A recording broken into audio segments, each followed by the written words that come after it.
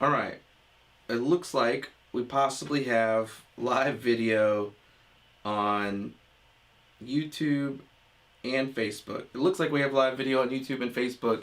I'm going to give you guys a minute here if you can confirm on both YouTube and Facebook. One more time. I think we are there, but I'm not 100% sure. So, this is the fun part of it, but I do think we have it. So, if I can get some confirmations on both sides, that would be excellent. Right now, we don't have anybody on YouTube. I'm going to give them a minute and see what happens. Again, if you're just now getting on here, just confirm with me that you've got audio. All right, so Kristen can confirm we have audio. Looking here on Facebook is working, so that's good. All right, so we're finally getting there. All right, I'm going to give it just a few minutes here, maybe to allow people to hop back on, switch over if they need to, all of those good and fun things. And so hang with me for just a second. It does sound like we're finally getting to where we want to be. So good. Okay, sorry about that. I'm going to give you just a minute. Maybe send somebody a text that you know was watching, or a message and say, hey, especially if you're on YouTube, we are now on Wednesday Night Live Take 3. And so I apologize for that. Again, just confirm with me that you've logged on here. Again, it does look like Facebook is working. I'm going to give just a few minutes for a few people to catch up with us on YouTube, and so I apologize for that. I hope they can find that and catch up with us. And so we're going to go ahead and get started, because now we are, looks like 21 minutes behind. But it does look like we finally have some audio, so that's good. Again, this is Wednesday Night Live, and it would not be a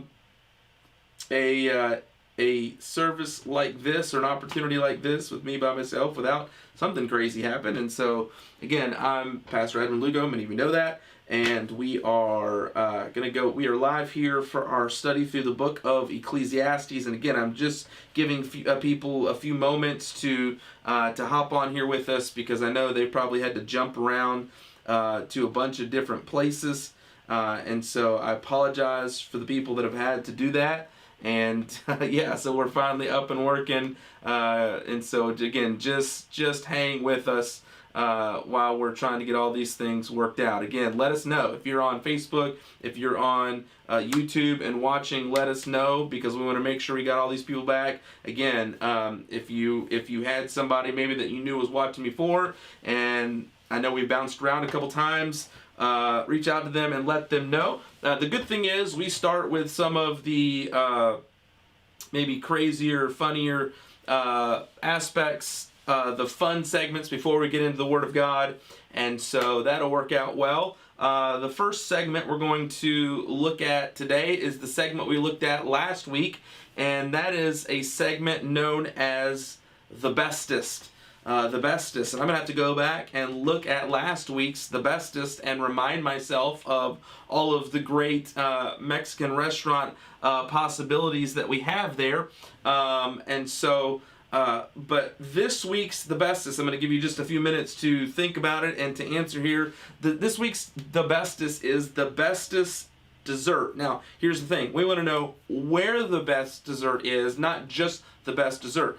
Maybe you have a favorite dessert and it's made at home. Maybe you just like to buy it at the store. Maybe there's a specific spot or restaurant or place you go to get the bestest dessert. And that could be anything. That could be cake, that could be ice cream, that could be brownies, that could be cookies, that could be, it could be any kind of dessert that you could possibly imagine.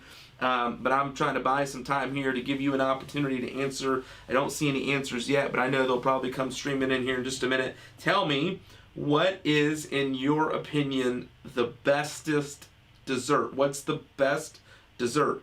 And so hopefully you guys are getting these. I can see YouTube here is bouncing around a little bit. Okay, Kristen Kelly says, French silk pie from Cyrus O'Leary. All right, Kristen, the question is Cyrus O'Leary, and this may just be foolishness in my part. Is that a person? I'm going to guess it is. Does that person own a restaurant? Where is that? Is that just somebody that you know personally? So we need to know a little bit more about this Cyrus O'Leary. Fred Clayton says homemade cheesecake made by Colleen. That does sound good. Homemade cheesecake is some good stuff. And so look forward to trying that sometime. Let's see. Eric says Mom or Kristen's apple toffee cake. That does sound really good. I'm a fan of both of those things. And so apple toffee cake sounds delicious. Let's see here. Cassie says tiramisu. Cassie is an Italian food aficionado. That's her favorite thing. So for any Italian restaurant, give it to me.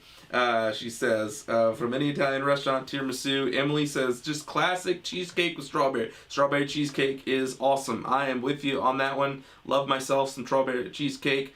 Let's see here. Kristen Kelly says it's a restaurant in Spokane, but they ship pies all over the states. Well, I'll be. All right, we might have to get in on that. Chocolate chip cookie dough. I am a fan of chocolate chip cookie dough as well. But Fred and Brittany Clayton actually make it. I did not know that. All right. It's Terry Michelle. Creme brulee is delicious. It looks like Josiah saying Oreo cheesecake. I got it. I figured it out. I'm figuring out the details you're writing there. Okay, keep letting us know as we go throughout the night. Maybe another one pops into your mind. Favorite, or I shouldn't say the favorite. It's not the favorite. It's the bestest. What is the bestest dessert? Again, if you can tell us where to get it, let us know. One of my favorite things is... one of my favorite things about some of these is that most of these are homemade. And so, if you're ever trying out any of these desserts and want to make sure they're good, I know Cassie's probably mad at me, right? She says, don't tell people that. Don't be telling them to bring us desserts. And so you can give it to me and not tell her. And Marionberry pie sounds delicious. I would be all about that. All right. If you got any more, let us know as we go throughout the night. I'm going to do 2 more different segments here before we jump into the book of Ecclesiastes. The second segment for tonight is this segment called Life Hacks. Life Hacks. Every once in a while, I'm going to give you a life hack. Maybe you know some good life hacks that you can share with people as well. Some of these will be genuine and useful for you. Some of them may just be silly. Some of them you've probably heard before. Some of them you've never heard before. But I remember reading this one and I thought, boy, this is a great one. So here's a life hack for you in case you ever need to do this. Here it is. If you're in a public place and need to protect your valuables, place them in a diaper and wrap it up like a dirty diaper. No one's touching that. So if you go to the beach or the pool, or you go to a park, or you're someplace maybe at a playground and you don't want to carry everything with you, just take your keys and your wallet, your cell phone, whatever it may be, stick it in a diaper, wrap it up, where you open the sides and close it and make it look like it's a used diaper. And you can drop it. You could drop it right there on your towel. You could drop it on, you could stick it back in a purse if you needed to that you left there. But nobody's touching that because nobody wants to be anywhere near that. Now the question might be, does somebody, the good citizen, the good Samaritan, go and pick it up and throw it away? That would be awful. But at least you'd have a decent idea of where to go to look to see if you can possibly find it. But if you're ever in a pinch, you need to leave stuff, but you don't know what to do, you're a little worried about it, you got an extra diaper on hand, especially for you young moms, wrap up your valuables in the diaper so that nobody can possibly take it. Life hack of the night. The last one, before we jump into the book of Ecclesiastes, Do It Heartily Junior Edition says pumpkin pie covered in Cool Whip. I have a feeling Do It Heartily Junior Edition, it is more Cool Whip than it is pumpkin pie. Timothy says baked Alaska. That sounds delicious as well. The last fun segment of the night before we jump into the book of Ecclesiastes is the interesting fact of the day. So every once in a while we're going to give you an interesting fact of the day. And maybe something you didn't know before, useless information. Maybe one day it'll show up on Jeopardy or something like that, and you can use this information. But here is the interesting fact of the day. I found this interesting when I read it. Astronauts say that space has a unique smell. The closest thing they can compare it to is to hot metal, or many of them, the comparison they says, it smells like seared steak. That's what I had for dinner tonight. I had steak that Cassie did in the cast iron pan, and so it got seared really well. And so maybe my house smells like space right now. It's kind of interesting to think about. But did you know that? Did you know that astronauts actually say that space has a unique smell? The closest thing they can compare it to is either hot metal, and many of them say it actually smells like seared steak. That is your interesting fact of the day. That is your life hack. That is the information you need to know for the bestest. But now we turn our attention to our series through the book of Ecclesiastes, Life Under the Sun. If you have a Bible, go to Ecclesiastes chapter 1. Hopefully you can find a way, and I'm going to ask you to interact. We want your answers. We want to hear what you've got to say about some of these things. Last week we just got through the first 3 verses of Ecclesiastes chapter 1, and we really came to the conclusion at the end that when we look at the world from strictly under the sun, we don't have a God perspective, a heavenly perspective on it, and we start to focus strictly on the things here on earth below, that leads to a wrong vision, and it leads to wrong values, and it leads to the disappointment and defeat that who we believe to be Solomon, the writer of Ecclesiastes, the defeat and the disappointment that he has. We will share it whenever all we see is life under the sun. Now, we live here, but we don't live for here. What we see here is not all that there is. And so we're reminded, honestly, through the book of Ecclesiastes, of the futility of sin and the futility of this world and even of this life without Christ.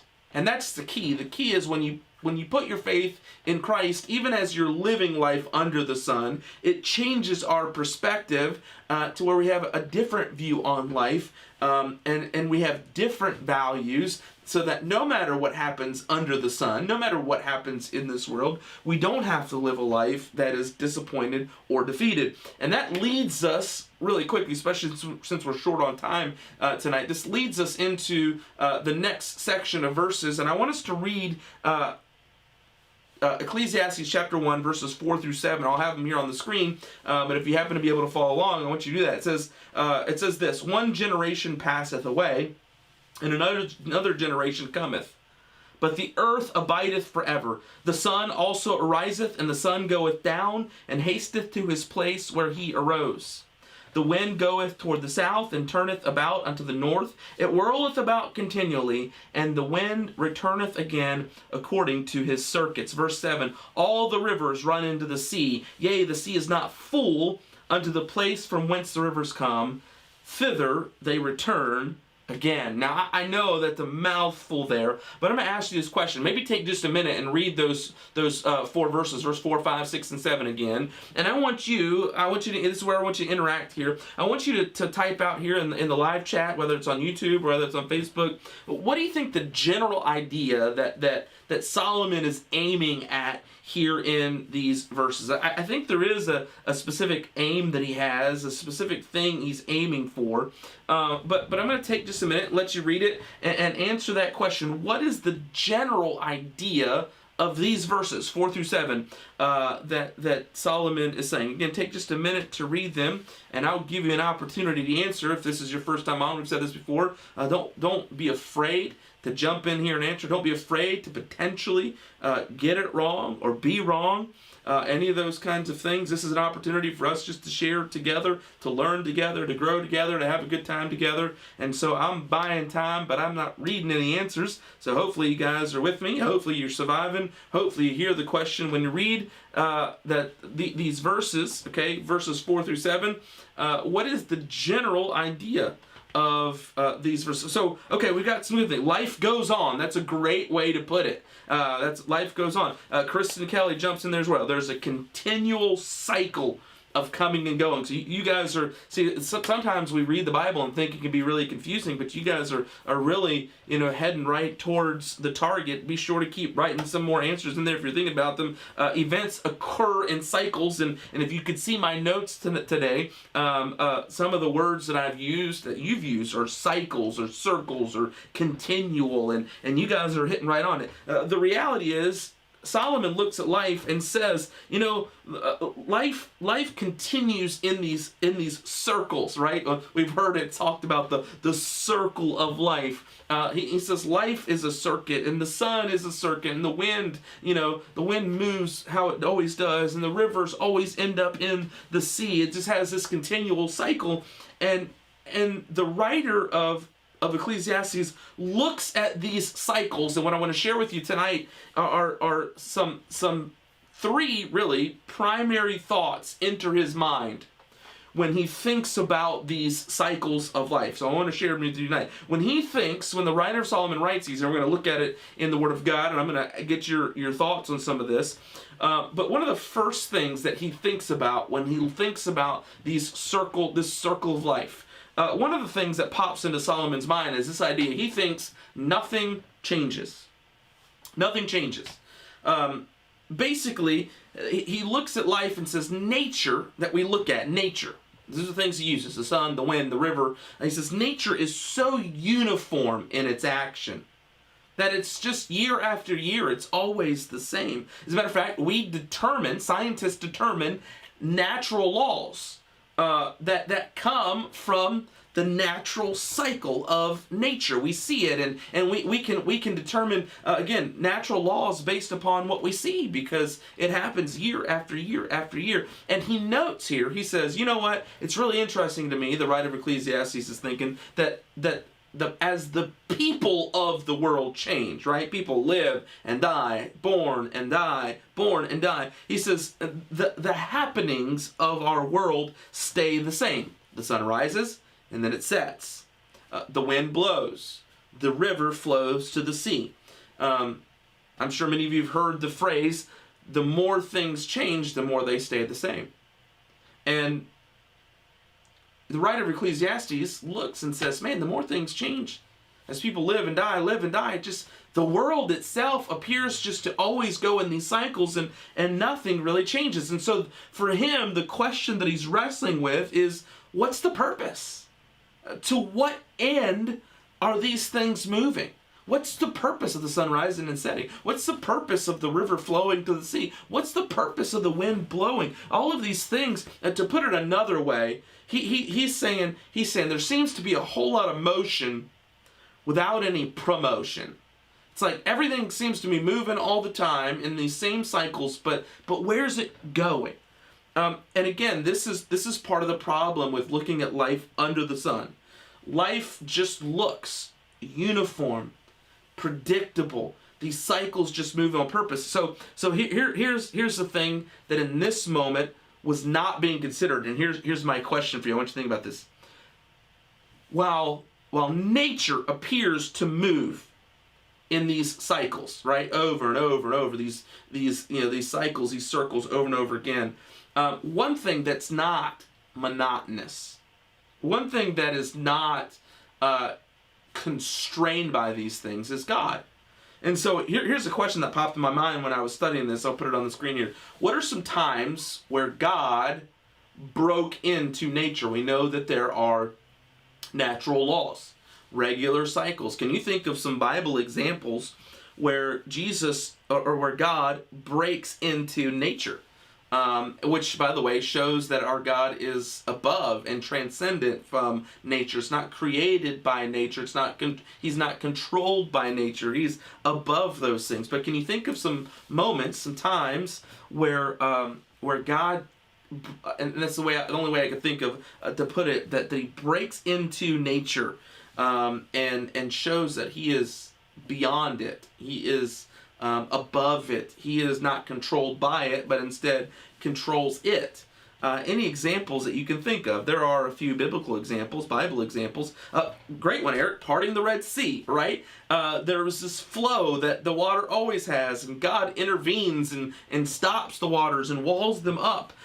Gabe talks about the flood. Cassie talks about the sun standing still. Fred Clayton mentions the flood as well. And Daniel says when Jesus calmed the seas. I mean, just by the mere use of his voice, he stops it in that moment. And one of the things is it is a reminder. It's a reminder that this is my Father's world.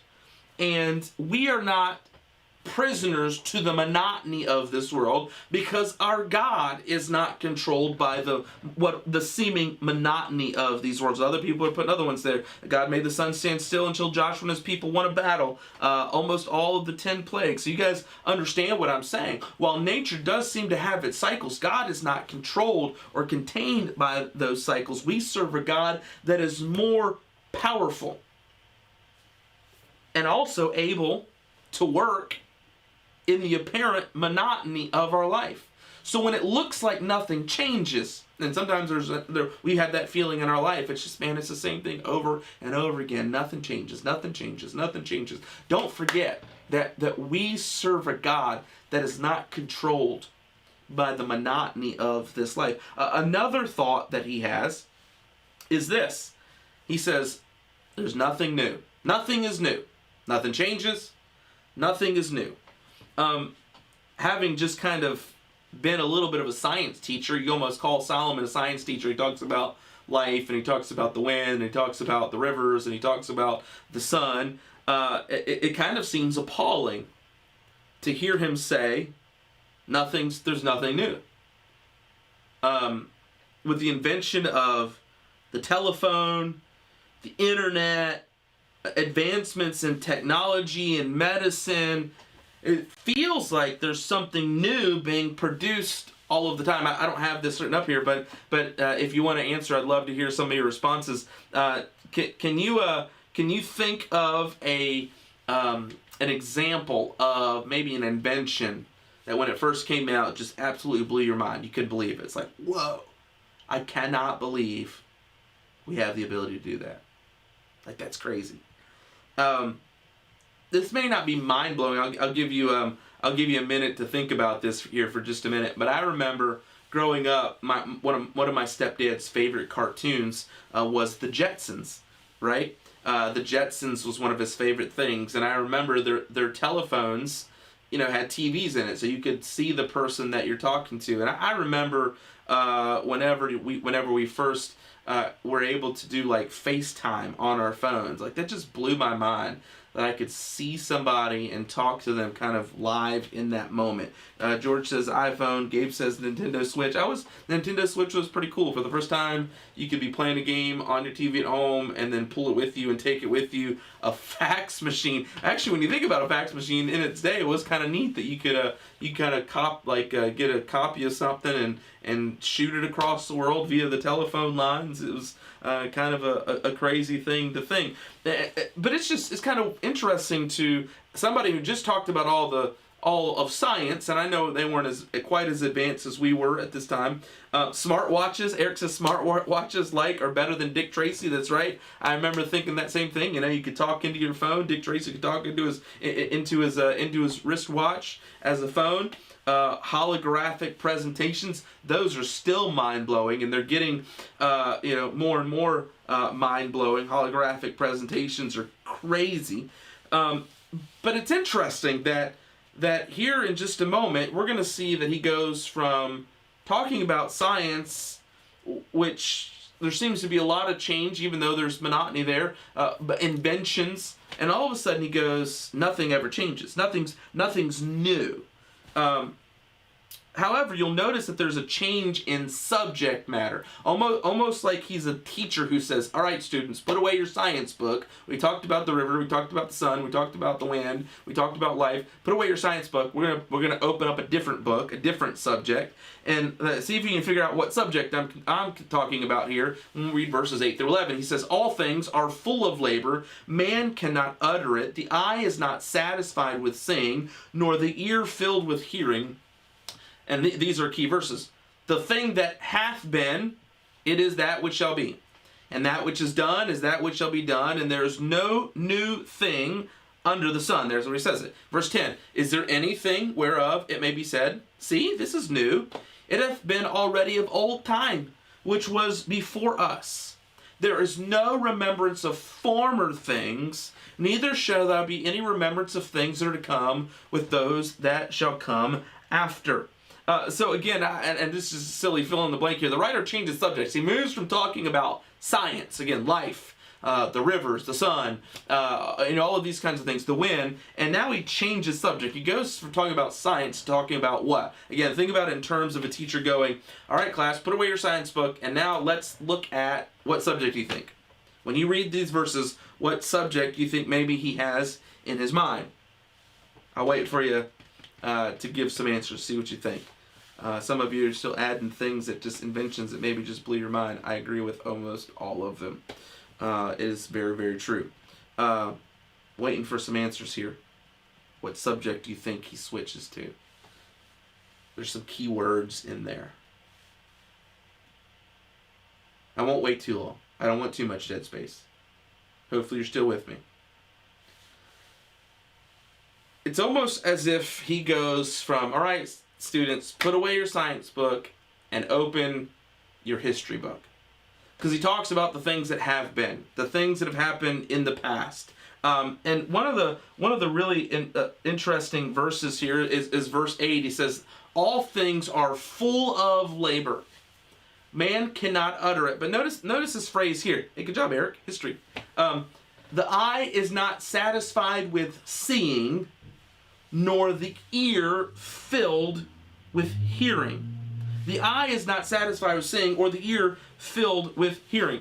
Boy, I don't know about you, but that sounds like a sentiment from 2021, right here in where we live. Do you see that? I actually asked this question. Where do you see this mindset in our society? Do you see this this mindset in our society? And where do you see it? Can you give some instances where you see people that have this exact same sentiment? The eye is not satisfied with seeing, nor the ear filled with hearing. Now, I think this is a sentiment of and something that's happening in our world today. I'm asking you if you can think of some examples, maybe some instances where we see this play out quite a bit in our world today.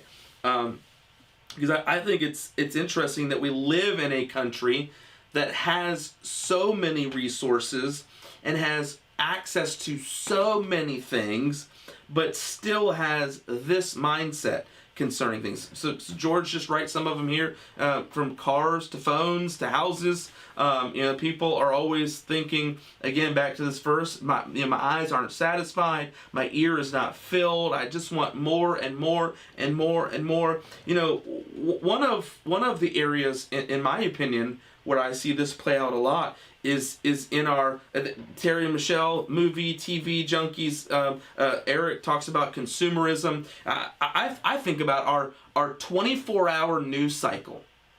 I mean, there are some people that will have on the news 24 hours a day.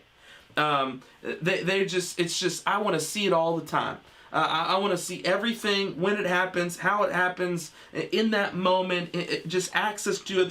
They're just never satisfied. They're always looking for some new information. What's interesting is this was addressed in the book of Acts as well. In Acts 17:21, it says this: "For all the Athenians and strangers which were there spent their time in nothing else but either to tell or to hear some new thing."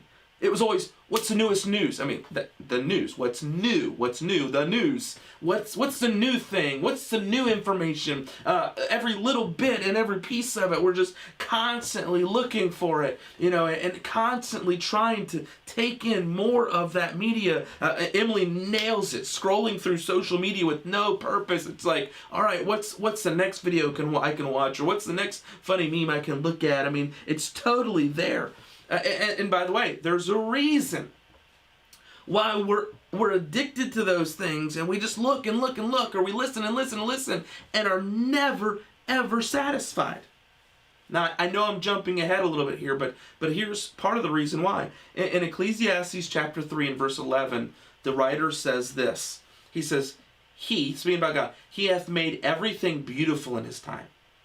Also, He has set the world in their heart, so that no man can find out the work that God maketh from the beginning to the end. Other places in your Bible, that word that word world is translated as a long time, also as eternity. It has the idea of something that's perpetual, or something that's perpetually in the future. It has the idea of eternity. So in other words, He has also set eternity in your heart. Part of the reason it never satisfies is because God has placed eternity in your heart. And the things of this temporal world will never satisfy an eternal heart. And so Solomon is hitting on a very important truth, and it's this. The world will never fully or eternally satisfy you, because you and I are made for another world. I have on multiple occasions shared with you one of my favorite quotes from C.S. Lewis. But oftentimes I give the very short version, the synopsis, because you just don't have time for the fuller context. But tonight, I want to share with you the fuller context, but I think it really hits home one of the points we're looking at here tonight. So let me share this fuller context comment that C.S. Lewis makes in Mere Christianity. I'll put it here on the screen so you can see it for yourself. He says this: the Christian says, creatures are not born with desires unless satisfaction for those desires exist. A baby feels hungry. Well, there's such a thing as food. A duckling wants to swim. Well, there's such a thing as water. Men feel sexual desire. Well, there's such a thing as sex. If I find in myself a desire which no experience in this world can satisfy, the most probable explanation is that I was made for another world. That's the quote that I usually share with you.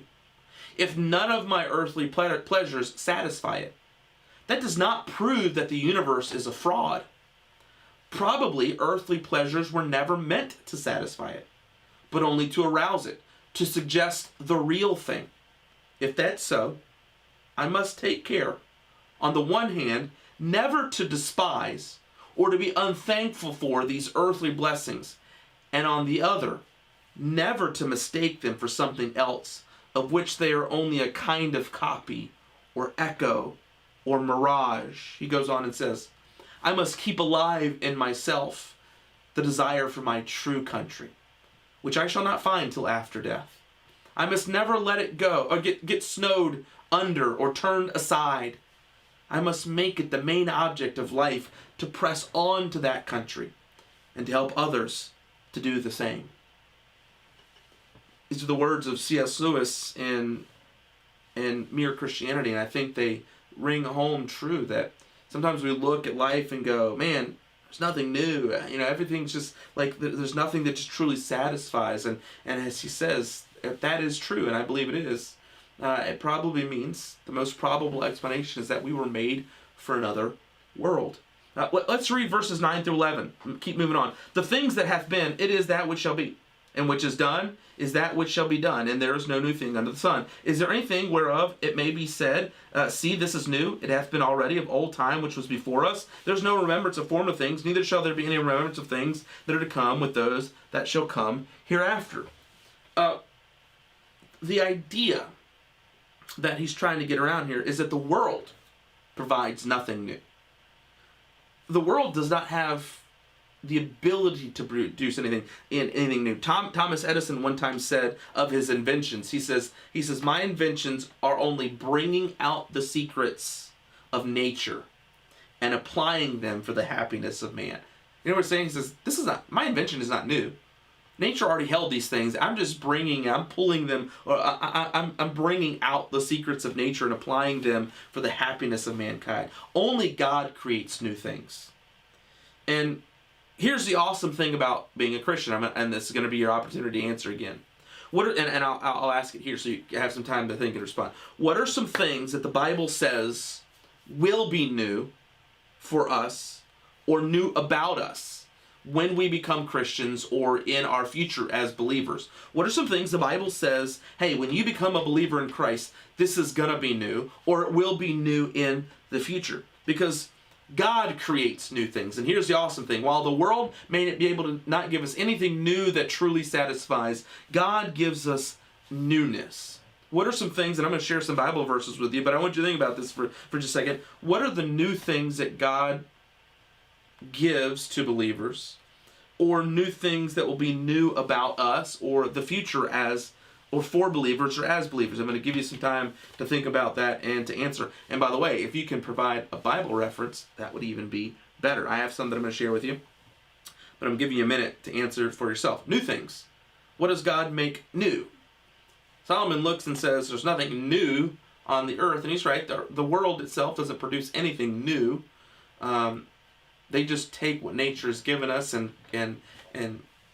kind of, as he says, applies them for the happiness of mankind. What are a new creation? That's right. The Bible tells us we will be a new creation. That's a good one. I'm going to share some verses with you here in just a minute, but I'm just trying to give you just a few moments to think through some more, maybe share some more. Let's see here. Glorified bodies, 1 Corinthians chapter 15, right? And so as you keep answering, keep coming through them, I want to share some of them with you that I think about, right? Let me look at it here.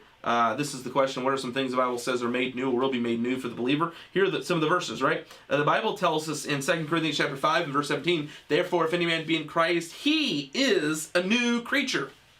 Old things are passed away. Behold, all things are become new.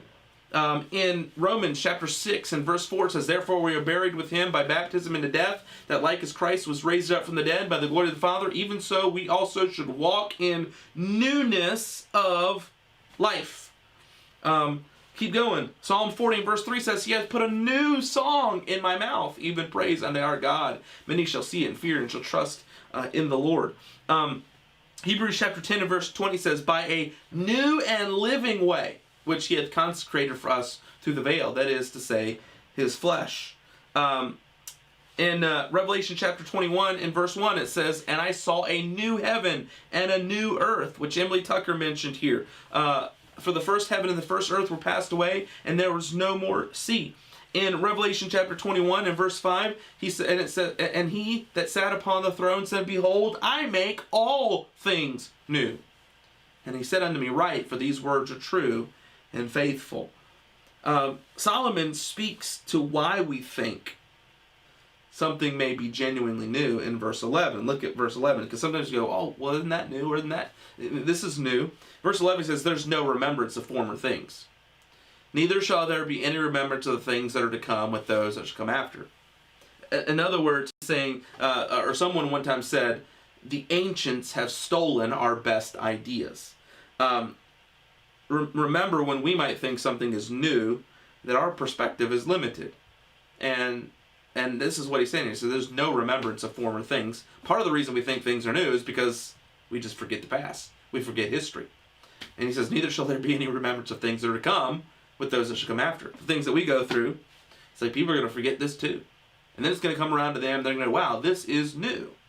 And so he has these feelings that nothing is new, nothing changes. But then he has this third feeling, this last one he says, nothing is understood. It's like so impossible to understand. Again, he changes subjects from science, the first one, right, to he's talking about the sun, life, wind, the river, to history, things that happened in the past. And now he kind of goes from science to history to philosophy. And Solomon lets us into his mind for a little bit.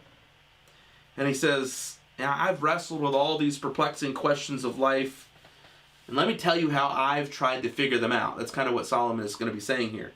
And by the way, people for much of our life have spent their lives, philosophers have been trying to figure out the meaning of life and the answer to all of these perplexing questions. Let's look at verses 12 through 18 that closes out the chapter. He says this, "I, the preacher, was king over Israel in Jerusalem, and I gave my heart to seek and search out by wisdom concerning all things that are done under heaven.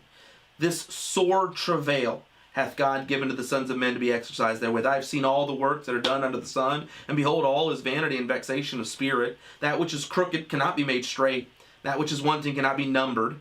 I communed with mine own heart, saying, Lo, I am come to great estate, and have got more wisdom than all they that have been before me in Jerusalem. Yea, my heart had great knowledge, or had great experience of wisdom and knowledge. And I gave my heart to know wisdom and to know madness and folly. And I perceive that this also is vexation of spirit.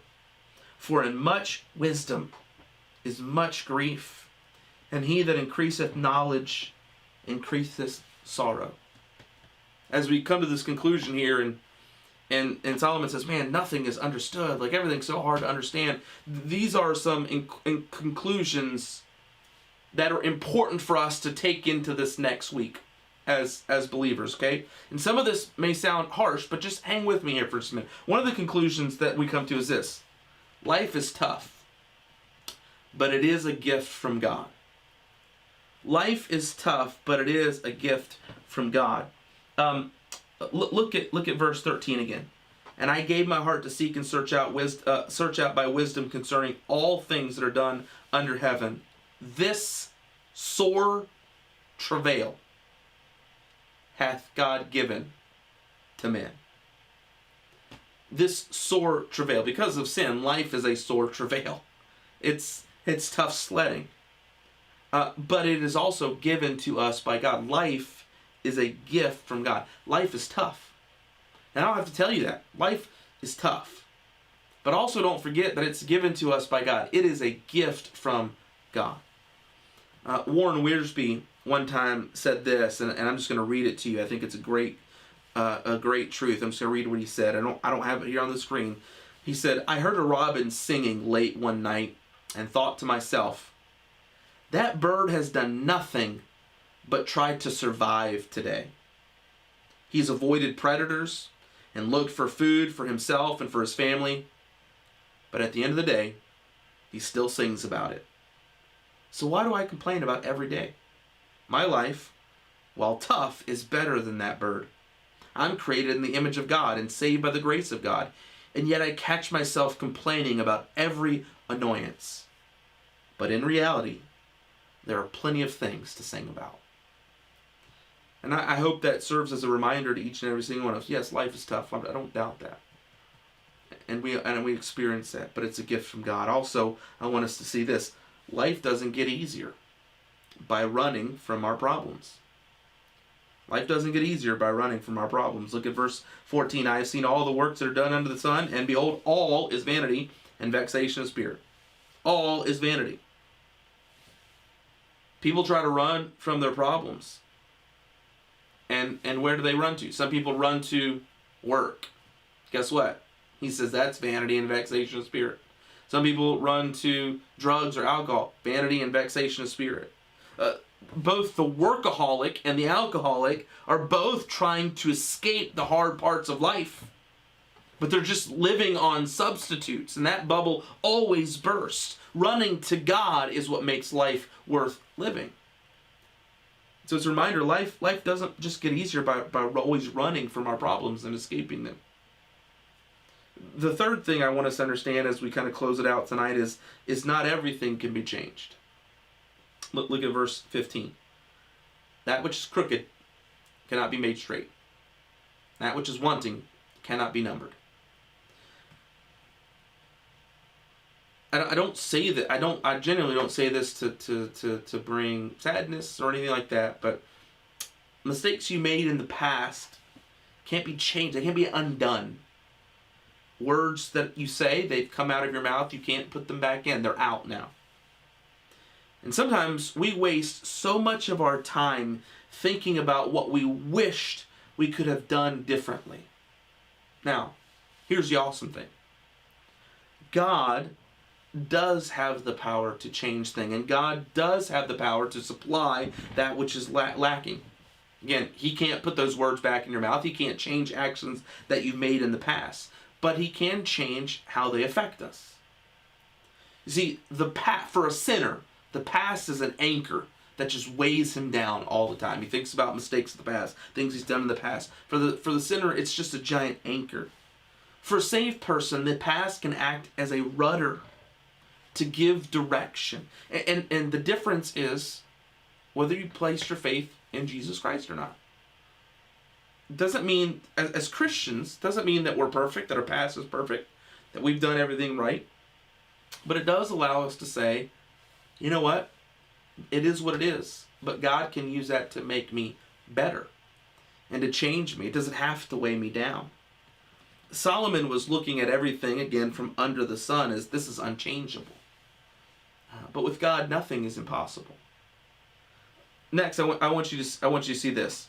Wisdom and experience won't solve every problem. This is really the last one. And that is that wisdom and experience will not solve every problem. Look at verses 16 through 18. I communed with my own heart, saying, Lo, I am come to great estate, and have gotten more wisdom than all they that have been before me in Jerusalem. Yea, my heart had great experience of wisdom and knowledge. And I gave my heart to know wisdom and to know madness and folly, and I perceived that this is also vexation of spirit. For in much wisdom is much grief. And he that increaseth knowledge increaseth sorrow. I'm just going to tell you, the person who goes through life needing a detailed answer for everything will always find themselves miserable. There are no explanations for some things, and God isn't obligated to give any explanations to you. And it's important for us to know as believers as well that God has ordained us to live by promises, not by explanations. We're to walk by faith and not by sight. Jesus says to Thomas in John chapter 20, verse 29, Jesus said unto him, Thomas, because thou hast seen me, thou hast believed. Blessed are they that have not seen and yet believe. Solomon was the wisest person who ever lived, and he still couldn't figure out all the conundrums of life. He had all the resources of the world as king, but couldn't buy his way out of the problems or heartache. And in a strange twist, he says, the more wisdom and knowledge that I have, the larger the realization of the vanity of everything. There's an old proverb out there that says this: a wise man is never happy. Now, it's not to say we shouldn't pursue wisdom, but all of our knowledge just brings us nearer to our ignorance. It just reminds us how much we don't know, how much we can't explain. Now, we're almost finished here, but we even see this in the Garden of Eden, right? In the Garden of Eden, Adam and Eve were told, hey, if you eat this, what's going to happen? Your eyes will be opened and you'll have a knowledge and an understanding you didn't have before. Guess what? That was true. They sinned. And they got an experiential knowledge of good and evil in that very moment. And all it added to them was sorrow. And so it is with man. Every new advancement, it brings with it its own set of problems.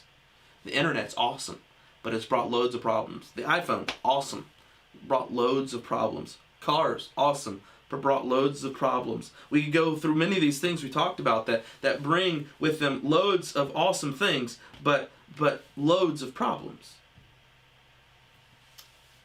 And so oftentimes we hear people longing for the good old days.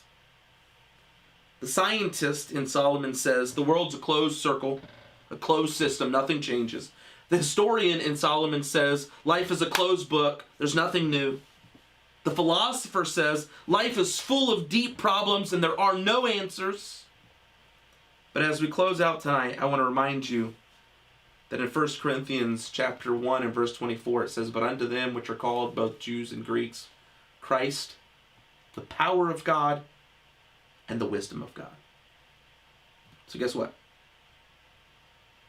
Life under the sun sometimes can defeat your spirit because you go, nothing changes, nothing new, no answers. Or when we have a life that's founded on Christ, we go, you know what? We have the power for change.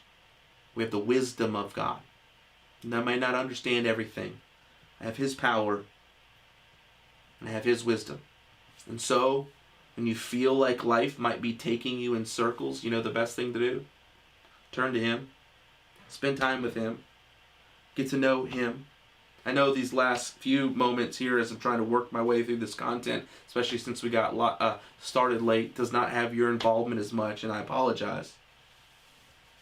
And so I wanted, if you have thoughts or comments or encouragements or anything like that along the way, you're welcome to chime in. And somebody said, except the object isn't the problem, it's how it's used. And that's very true.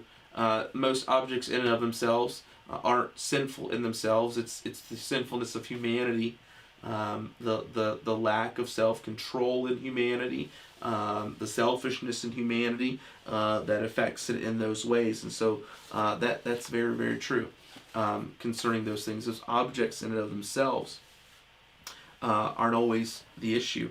But we'll give a few moments again, because I know through the end of it here, as I was trying to share some of this information and some of these truths through the book of Ecclesiastes, I know there's much wisdom, maybe thoughts that you've had, and I'll give you a minute to share them. And next week, we're going to jump into Ecclesiastes chapter 2. And again, I don't ever know how far we'll get or how much content. I have no clue sometimes whether my audio will even be working. That we might start 15 or 20 minutes late, so I'll apologize for that. But I didn't this week. If you missed it earlier, we did the bestest dessert. You can add in your bestest dessert and the place to get it. Shared a life hack and a fact for the day. So you can go back and look at those a little bit later. Last week, I gave away some gift cards. I'll do it again next week. Maybe I might think about a specific way to give them out next week. I think I have 2 of them that I'll give out next week. So join us next week as we jump into Ecclesiastes chapter 2. And like I said last week, when we're considering life under the sun, until then, keep looking up.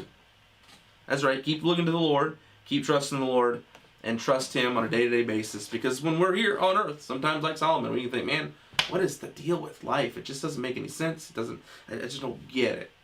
Guess what? Let me encourage you. Keep looking up. Keep your eyes on the Lord, even when things are difficult, even when it seems like nothing's changing, even when it seems like nothing's new, even when things don't make any sense. Keep looking up. Because He is the power of God and the wisdom of God. Hope you guys have a great rest of the week, and we will see you